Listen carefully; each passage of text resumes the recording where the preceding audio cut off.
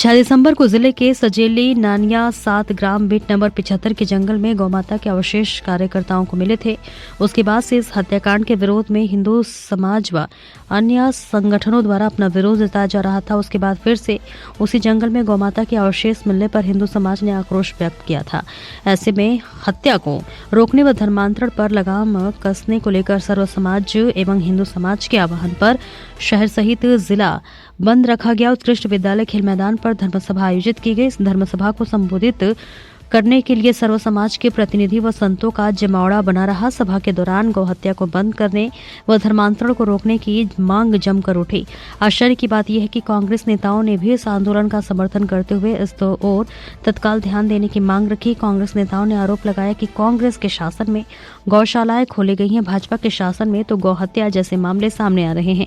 इस घटना के विरोध में पूरा जिला बंद रहा। उत्कृष्ट मैदान पर हुई धर्म सभा में कमल जी महाराज द्वारा गौहत्या जैसे जघन्य अपराधों को एक बड़ी विडंबना मानते हुए बताया गया कि जहां हिंदू समाजजन गौमाता का पूजन करते हैं, वहीं दूसरी ओर इस तरह की घटना होना बड़े शर्म की बात है। गौमाता में देवी देवताओं का वास होता है और ऐसे में जिन लोगों द्वारा गौ माता की हत्या की है, ऐसे लोगों को सिर्फ सजा नहीं अपितु फांसी दे देनी चाहिए। हिंदू संगठन के आजाद प्रेस सिंह द्वारा बताया गया कि झाबुआ जिले में अवैध धर्मांतरण को रोकने के लिए हिंदू समाज निरंतर कार्य कर रहा है। वहीं दूसरी ओर गौमाता जिससे हिंदू धर्म में भगवान की पूजा की जाती है, इस बीच उसकी बेरहमी से उनकी हत्या करना बड़ी ही दर्द भरी है। ऐसे में कांतिलाल भूरिया ने बताया कि कांग्रेस के शासनकाल में जगह जगह गौशालाएं जो है खोली गई हैं और लेकिन भाजपा के राज में गौ हत्याएं हो रही हैं। सर्व हिंदू समाज द्वारा मंगलवार को पूरे जिले के बंद का आह्वान किया गया था। ऐसे में जिसमें सभी व्यापारियों के द्वारा अपने अपने प्रतिष्ठान पूर्ण रूप से बंद कर समर्थन किया गया। सर्व हिंदू समाजजनों के द्वारा रैली निकालकर कलेक्ट्रेट कार्यालय पहुंचकर एसपी डॉक्टर शिवदयाल सिंह को ज्ञापन सौंपा गया। झाबुआ से राकेश पोतदार के साथ अमित सिंह जादौन की देखिए खास रिपोर्ट। 6 दिसंबर को सजेली मेघनगर तहसील के अंतर्गत आने वाले सजेली गांव में बहुत बड़े स्तर पर हजारों गौ माताओं की हत्या की गई थी और उसी को लेके लगातार मांग चल रही है यहाँ पे ज़िले में कि जितने भी गौ हत्यारे हैं उन सबको गिरफ्तार किया जाए, क्योंकि हजारों गायों की हत्या हुई है तो 10-20 तो हत्यारे हैं नहीं। और दूसरा पॉइंट ये है कि वहाँ सारे धर्मांतरित ईसाई हैं, तो इनकी गहनता से जांच करके कठोर कार्रवाई की जाए और वहाँ की जो भूमि है फॉरेस्ट विभाग की उसको अतिक्रमण मुक्त करके वहाँ गो अभयारण्य घोषित किया जाए। ये बहुत सारी मांगे लेके समाज लगातार समाज अपनी मांगे प्रशासन और शासन से रख रहा था, लेकिन कोई उस तरह की संतुष्टिपूर्ण कार्रवाई नहीं होने के कारण आज सकल हिंदू समाज ने स्वेच्छा से गौ माता के सम्मान में एक विरोध आंदोलन आज किया है, बंद जिसमें शामिल है और रैली और ज्ञापन शामिल है। ये स्वेच्छा से सकल हिंदू समाज ने ये एक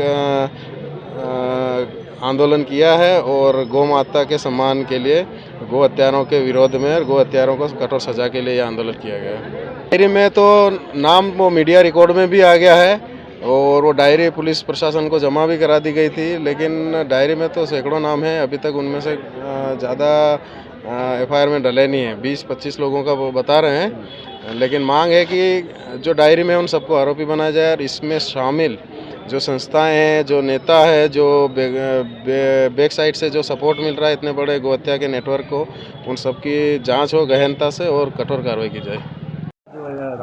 और उसको किस तरह की अभी तक कार्रवाई हुई? देखिए, बहुत ही शांतिपूर्वक सभी लोगों ने आके और लोकतांत्रिक तरीके से ज्ञापन दिया है।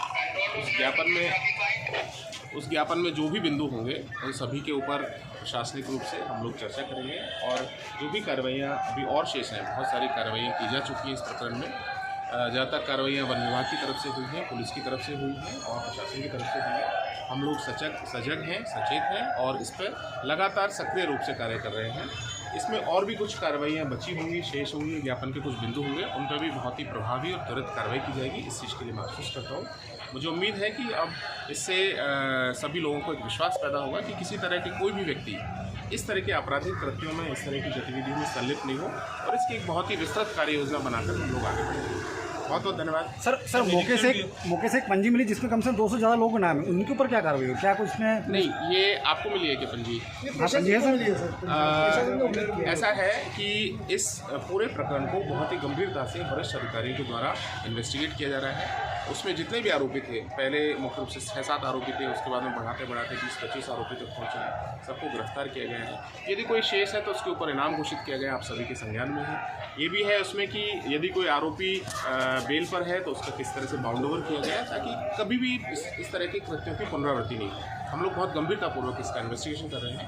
इससे सिद्ध होता है कि न केवल पुलिस प्रशासन, फॉरेस्ट विभाग, सब लोग एकजुट होकर इसकी पूरी कार्यप्रणाली, इस तरह की गतिविधियों में जो लोग थे उनके ऊपर भी अंकुश रखे हुए हैं। आप लोगों का भी दायित्व बनता है कि आप लोग भी लोगों में जागरूकता पैदा करें। हम लोग भी जागरूकता पैदा कर रहे हैं घर घर फलिए जाके कि इस तरह के कृत्यों में लोग शामिल नहीं हों। बहुत बहुत धन्यवाद। ठीक है।